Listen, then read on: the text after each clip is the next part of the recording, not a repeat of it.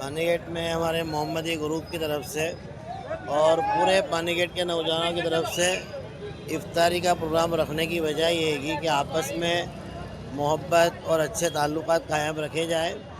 पानीगेट के इलाके के अलावा हमारे बहुत सारे पुलिस ऑफिसरों को भी, बहुत सारे शहर के ज़िम्मेदारों को भी दावत दी गई है। और इफ्तारी एक ऐसी चीज़ है जो अल्लाह ताला को भी पसंद है।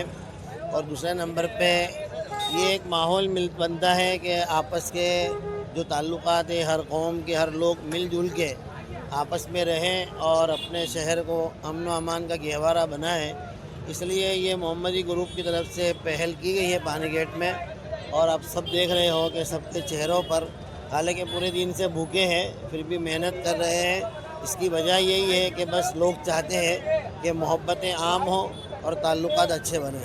तथा संचालकों सलीमभाई, जावेद बापू वगैरह આગેવાનોએ આજે આ ઇફતારની રોજા છોડ્યા બાદની એક પાર્ટી રાખેલી છે, જેમાં હિન્દુ તથા મુસ્લિમો બધા જ સંયુક્ત રીતે આ પ્રસંગને દીપાવી રહેલા છે। આપ જુઓ છો કે આ ઘણી બધી મોટી સંખ્યામાં મુસ્લિમ સમાજના, મુસ્લિમ સંપ્રદાયના નાગરિકો હાજર છે અને એક સાથે એક સમથી હિન્દુ મુસ્લિમની એકતા જળવાય તેવા હેતુથી એક સાથે ઇફતારી પાર્ટીમાં મોટી સંખ્યામાં હાજરી છે।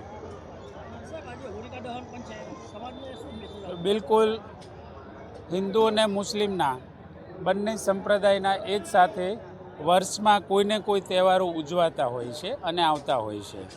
આજે પણ રમજાન માસના આ રોજાના ખુલવા તથા રમજાન માસની ઉજવણી ચાલુ છે, ત્યારે આજે હિન્દુ ધર્મની હોલિકા તહેવાર પણ ઉજવવામાં આવનાર છે।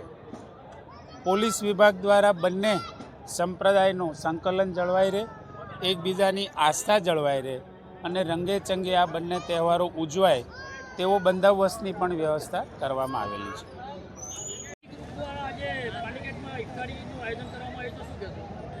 આજે 12મા રોજાએ મોહમ્મદી ગ્રુપ દ્વારા અમે આખા પાણીગેટમાં અમારું સંગઠન બન્યું રહે એના માટે અમે આ આયોજન કરેલું છે।